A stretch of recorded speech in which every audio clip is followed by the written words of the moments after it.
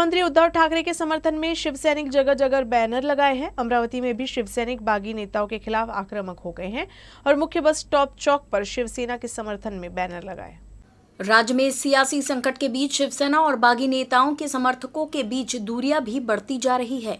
राज्य में कई जगह शिवसेना के कार्यकर्ता बागी नेताओं के खिलाफ उग्र हो गए हैं।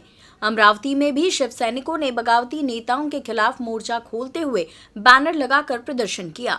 इस दौरान शिवसेना के पदाधिकारियों ने केंद्र सरकार पर लालच देकर और ईडी की कार्रवाई का डर दिखाकर शिवसेना के भीतर बगावत का आरोप लगाया। शिवसेना के ओंकार ठाकरे, कृषि उत्पन्न बाजार समिति के पूर्व संचालक प्रमोद ठाकरे, उप तहसील प्रमुख उमेश चौकड़े, प्रमोद कोहड़े, राजेश निम्बरते, शिवसेना शहर प्रमुख अरुण लहाबार, महिला आघाड़ी शहर प्रमुख रेवती परसनकर, वासुदेव झिमटे, युवा सेना शहर प्रमुख योगेश झिमटे, विद्यार्थी सेना के पदाधिकारी और बड़ी संख्या में उपस्थित कार्यकर्ताओं ने भाजपा और बागी नेताओं के खिलाफ नारेबाजी की।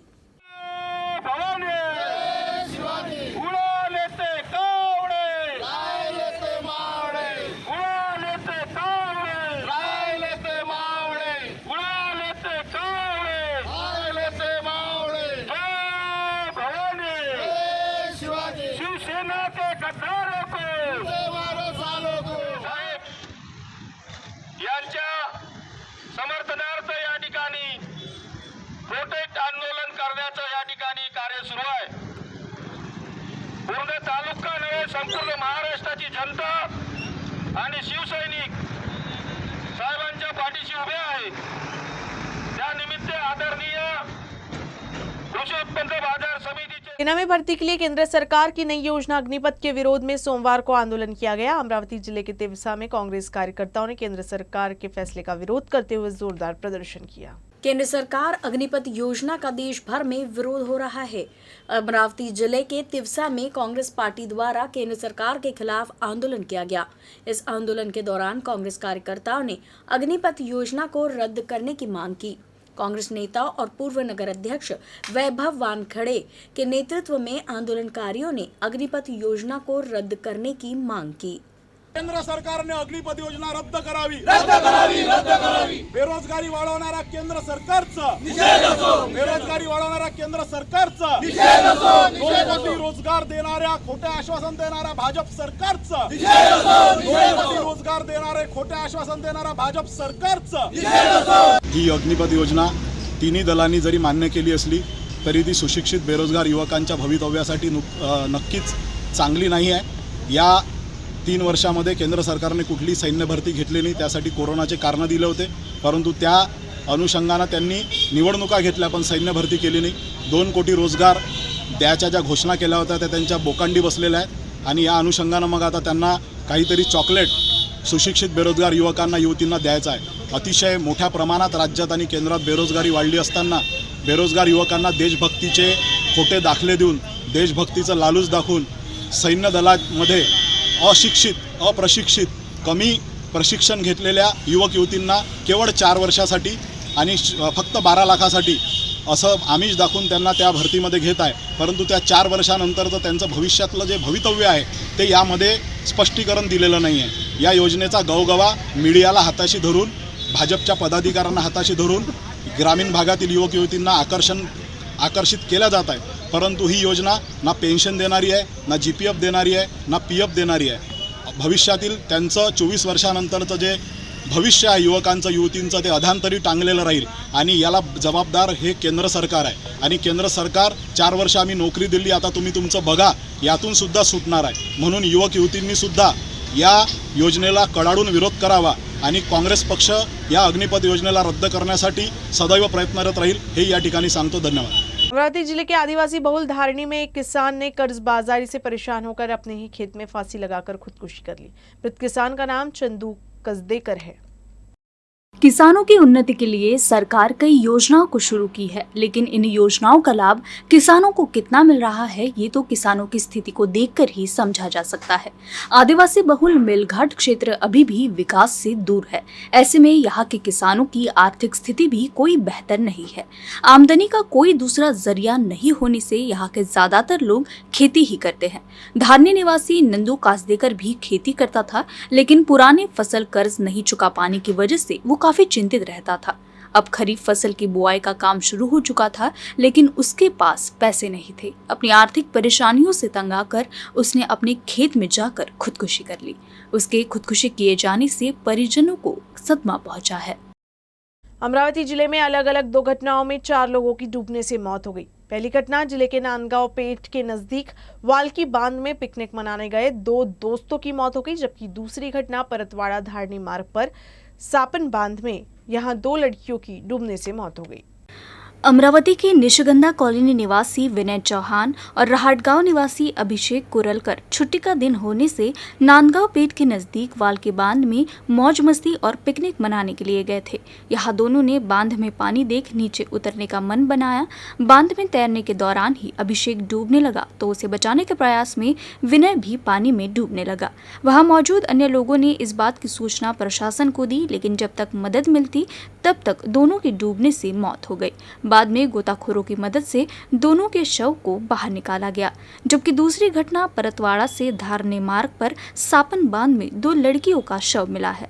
मृत गायत्री पडोले कांडली गांव की रहने वाली थी, जबकि हेमलता घाटे मुगलाईपुरा गांव की रहने वाली थी। दोनों लड़कियों का शव ग्रामीण और प्रशासन की मदद से बाहर निकाला गया। आषाढ़ी एकादशी के अवसर पर पंढरपुर जाने वाले श्रद्धालुओं के लिए अच्छी खबर है।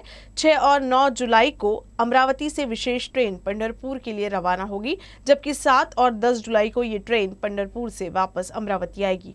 अमरावती के सांसद नवनीत राणा द्वारा वरिष्ठ अधिकारियों से श्रद्धालुओं के लिए विशेष ट्रेन की मांग की गई।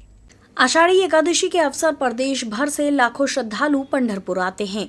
अमरावती जिले से भी हजारों श्रद्धालु पंढरपुर जाते हैं। उनकी सुविधा के लिए अमरावती की सांसद नवनीत राणा ने स्पेशल ट्रेन की मांग की थी।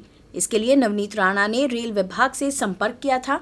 इसे ध्यान में रखते हुए अमरावती और पंढरपुर के बीच 2 ट्रेनों के 4 फेरी उपलब्ध कराने का आदेश जारी किया गया है। श्रद्धालुओं की सुविधा के लिए ट्रेन संख्या 01119 अमरावती स्टेशन से 6 जुलाई को दोपहर 2:40 बजे पंढरपुर के लिए रवाना होगी। वहां अगले दिन सुबह 9:10 बजे पंढरपुर पहुंचेगी। दूसरी ट्रेन 9 जुलाई को इसी समय पंढरपुर के लिए रवाना होगी। वापसी की यात्रा के लिए ट्रेन नंबर 01120 7 जुलाई को दोपहर पंढरपुर से 12:40 बजे रवाना होगी और 8 जुलाई को शाम 7:10 बजे अमरावती पहुंचेगी। दूसरी ट्रेन 10 जुलाई को पंढरपुर से अमरावती के लिए रवाना होगी। इस ट्रेन में कुल 18 कोच होंगे। बागी विधायकों पर कार्रवाई किए जाने को लेकर नई दिल्ली में सुप्रीम कोर्ट की ओर से शिवसेना प्रमुख, राज्य सरकार, विधान भवन और केंद्र सरकार को 5 दिनों के भीतर जवाब देने के लिए नोटिस जारी किया गया है। सुप्रीम कोर्ट ने 16 विधायकों को सुनवाई पूरी होने तक जवाब दाखिल करने की अनुमति दी। सुप्रीम कोर्ट ने कहा कि 11 जुलाई को अगली सुनवाई तक शिंदे समूह के विधायकों के खिलाफ कोई कार्रवाई नहीं की जा सकती। कोर्ट के फैसले का अमरावती में युवा स्वाभिमानी के कार्यकर्ताओं ने स्वागत किया।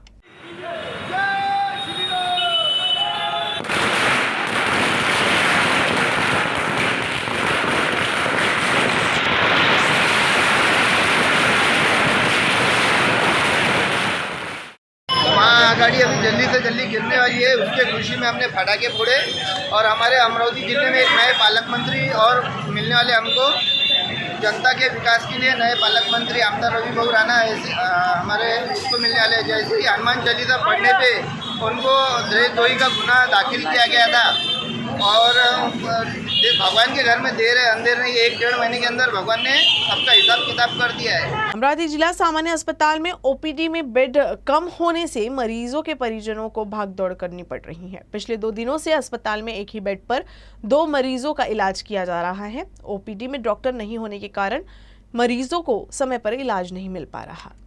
अमरावती के इरविन अस्पताल में हर दिन विभिन्न बीमारियों और दुर्घटनाओं से पीड़ित सैकड़ों मरीज इलाज के लिए आते हैं। बावजूद इसके इलाज के लिए आने वाले मरीजों की तुलना में अस्पताल की सुविधा नाकाफी है। अस्पताल में मैन पावर की कमी के कारण मरीजों को हो रही परेशानी की तस्वीरें देखने को मिल रही हैं। अस्पताल में शनिवार और रविवार को ओपीडी में अचानक मरीजों की संख्या बढ़ने के कारण अस्पताल में एक ही बेड पर 2 मरीजों को रखना पड़ा। अस्पताल में स्टाफ और सुविधाओं की कमी है। शनिवार और रविवार को स्वास्थ्य विभाग के संचालक डॉक्टर साधना तायडे अमरावती आई थी। उन्होंने भी बताया कि अस्पताल में मैन पावर की कमी के कारण ये समस्या हो रही है, जिस पर जल्द ही हल निकाला जाएगा। सध्या पावसाळ्याच्या काळामध्ये आपल्याकडे रुग्णांची संख्या वाढलेली आहे आणि दुसरी गोष्ट अशी आहे की त्या प्रमाणामध्ये आपल्या हॉस्पिटलच्या बेडची संख्या अपुरी पडत आहे। तसेच जो ट्रेंड स्टाफ मनुष्यबळ आहे त्याचीही थोडीशी कमतरता आहे। मधल्या काळामध्ये ज्या सिस्टर्स होत्या आपल्याकडे कोविडमध्ये त्यानंतर रिलीव्ह पण झाल्या, तर ओव्हरऑल थोडंसं असं आहे की डिस्प्रपोर्शन आहे की number of patients, number of bed, आणि त्याच्यामुळे आपण त्यांना कधीकधी आपत्कालीन परिस्थितीमध्ये आपल्याला कधीकधी एका बेडवर 2 रुग्ण ठेवावे लागतात। अर्थात याच्यामध्ये आम्ही अशी एवढी काळजी घेण्याचा प्रयत्न करतो की अशी घटना वारंवार घडावी नाही आणि आमचे रुग्णालयीन प्रशासन याबद्दल काळजी घेईल। आणि जो वॉर्ड 10 आहे, वॉर्ड 10मध्ये आपण एक नवीन हाय डिपेंडन्सी युनिट म्हणजे ICU सारखं फॅसिलिटीचं वॉर्ड आपण बनवत आहोत। त्यामुळे तो सध्या त्याच्या डागडुगीमध्ये आहे तर ते काम पूर्ण झाल्यानंतर आपण तो वॉर्ड पण चालू करू। आपल्याकडे तशा सूचना आलेल्या आहेत राज्य सरकारच्या आणि त्या प्रकारे आपण कामही चालू केलेलं आहे। नवीन ICU आपण वॉर्ड 8 आणि 6मध्ये चालू करण्यासाठी सगळ्या ज्या गोष्टी आहेत त्याची पूर्तता आपण करत आहोत आणि लवकरात लवकर आपण ते चालू करू, जेणेकरून 6 बेडचा ICU वाढवून आपलं कमीत कमी 30 बेडपर्यंत आपल्या ICU कॅपॅसिटी आहे। अग्निपथ योजना को रद्द करने की मांग को लेकर कांग्रेस ने अमरावती जिले के तिवसा में केंद्र सरकार के खिलाफ प्रदर्शन किया। केंद्र सरकार की अग्निपथ योजना का पूरे देश में विरोध हो रहा है। सोमवार को अमरावती जिले के तिवसा में कांग्रेस द्वारा केंद्र सरकार के विरोध में नारेबाजी की गई। कांग्रेस नेता वैभव वानखेड़े के नेतृत्व में आंदोलन किया गया। इस दौरान मांग की गई कि लाखों बच्चों को सेना में भर्ती होने के लक्ष्य के साथ अनुबंध की खाई में ढकेलने वाली अग्निपथ योजना को रद्द किया जाए। केंद्र सरकारने अग्निपथ योजना रद्द करावी। बेरोजगारी वाढवणाऱ्या केंद्र सरकारचं बेरोजगारी वाढवणाऱ्या केंद्र सरकारचं 2 कोटी रोजगार देणाऱ्या खोटे आश्वासन देणाऱ्या भाजप सरकारचं 2 कोटी रोजगार देणारे खोटे आश्वासन देणाऱ्या भाजप सरकारचं ही अग्निपथ योजना तिन्ही दलांनी जरी मान्य केली असली तरी ती सुशिक्षित बेरोजगार युवकांच्या भवितव्यासाठी नक्कीच चांगली नाही आहे। या 3 वर्षामध्ये केंद्र सरकारने कुठली सैन्य भरती घेतली नाही, त्यासाठी कोरोनाचे कारणं दिले होते, परंतु त्या अनुषंगानं त्यांनी निवडणुका घेतल्या पण सैन्य भरती केली नाही। 2 कोटी रोजगार द्यायच्या ज्या घोषणा केल्या होत्या त्या त्यांच्या बोकांडी बसलेल्या आहेत आणि या अनुषंगानं मग आता त्यांना काहीतरी चॉकलेट सुशिक्षित बेरोजगार युवकांना युवतींना द्यायचं आहे। अतिशय मोठ्या प्रमाणात राज्यात आणि केंद्रात बेरोजगारी वाढली असताना बेरोजगार युवकांना देशभक्तीचे खोटे दाखले देऊन देशभक्तीचं लालूच दाखवून सैन्य दलामध्ये अशिक्षित, अप्रशिक्षित, कमी प्रशिक्षण घेतलेल्या युवक युवतींना केवळ 4 वर्षासाठी आणि फक्त 12 लाखासाठी असं आमिष दाखवून त्यांना त्या भरतीमध्ये घेत आहे। परंतु त्या 4 वर्षानंतरचं त्यांचं भविष्यातलं जे भवितव्य आहे ते यामध्ये स्पष्टीकरण दिलेलं नाही आहे। या योजनेचा गवगवा मीडियाला हाताशी धरून, भाजपच्या पदाधिकाऱ्यांना हाताशी धरून ग्रामीण भागातील युवक युवतींना आकर्षित केल्या जात आहे, परंतु ही योजना ना पेन्शन देणारी आहे, ना GPF देणारी आहे, ना PF देणारी आहे। भविष्यातील त्यांचं 24 वर्षानंतरचं जे भविष्य आहे युवकांचं युवतींचं ते अधांतरी टांगलेलं राहील आणि याला जबाबदार हे केंद्र सरकार आहे। आणि केंद्र सरकार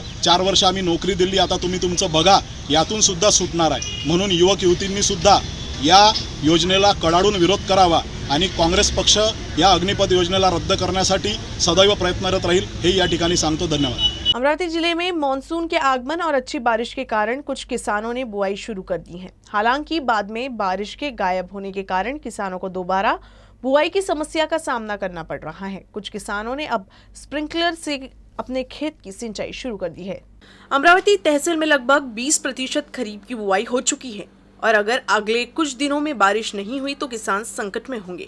कई किसान अभी भी कम वर्षा वाले क्षेत्रों में बुआई नहीं करते हैं। जिन लोगों ने बुआई की है उन्होंने भारी बारिश के कारण स्प्रिंकलर सिंचाई का सहारा लिया है। कई किसान बारिश का इंतजार कर रहे हैं। आर्थिक तंगी से जूझ रहे किसानों ने इस साल अच्छी बारिश की आस में बीज और खाद का इंतजाम कर लिया है। कम बारिश के कारण किसान बुआई कर रहे थे। हालांकि पिछले कुछ दिनों से बारिश नहीं होने से फसलें प्रभावित हुई है। राज्य में सियासी संकट के बीच शिवसेना के कार्यकर्ता और शिंदे गुट के समर्थक एक दूसरे के आमने सामने आ गए हैं। बुल्ढाना में शिवसेना प्रमुख उद्धव ठाकरे के समर्थन में जगह जगह बैनर लगाए गए।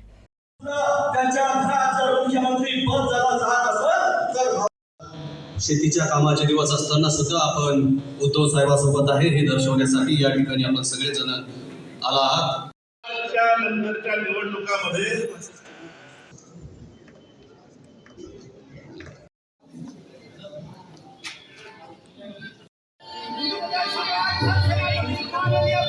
उपतालुका प्रमुख उपस्थित असतील त्यांनी सुद्धा या मंचावरती यायचं मंचावरती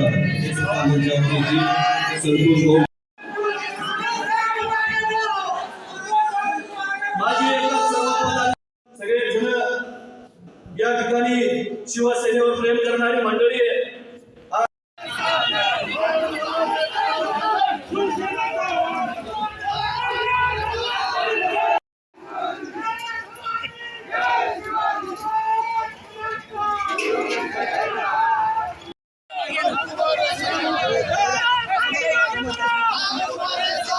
साहेबांना इकडे निघाल्यानंतर उद्धव साहेबांचा फोन आला, ते इमर्जन्सी निघून गेले, तरी त्यांनी त्यांची भूमिका फोनवर या ठिकाणी मांडलेली आहे। ते संपूर्णपणे शिवसेनेच्या पाठीशी आहे। 2 दिवसापूर्वी त्यांनी शिवसेना भवन मातोश्रीवर उद्धव साहेबांसोबत बैठक केली, मीटिंग केली। 16 खासदार त्या ठिकाणी हजर होते। त्या ठिकाणी प्रतापराव जाधव सुद्धा हजर होते आणि लवकरच लवकर तुम्हाला ते भेटणारच आहे या ठिकाणी येऊन। आज या ठिकाणी बुलढाणा येथे हा जो मेळावा झाला, यामध्ये सुद्धा आमचे सगळेच पदाधिकारी जिल्ह्यातील आणि विशेष करून या मतदारसंघातले सगळे कार्यकर्ते जातीनं हजर होते, सगळे पदाधिकारी होते। कुणीही कुठं इकडं तिकडे गेलं नाही।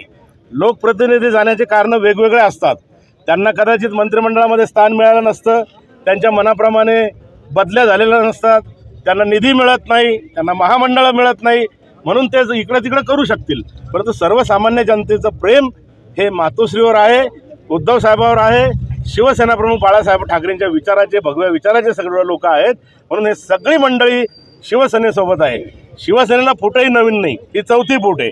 काय हाल झाले, पहिले फूट याच जिल्ह्याचे डॉक्टर राजेंद्रजी गोडे स्वर्गीय त्या फुटीमध्ये होते, काय हाल झाले आपण पाहिले। दुसरी फूट नारायण राणेची काय चालू आहे आता तुम्ही पाहता। तिसरी राजसाहेबाची आहे तरी काय एक तरी आमदार आहे का एक बी नगरसेवक।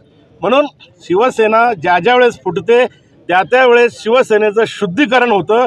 शिवसेना ही सोन्यासारखी आहे, जितकी तापवाल, जितका कोणी त्रास देण्याचा प्रयत्न कराल तितकी ती उजळून निघते।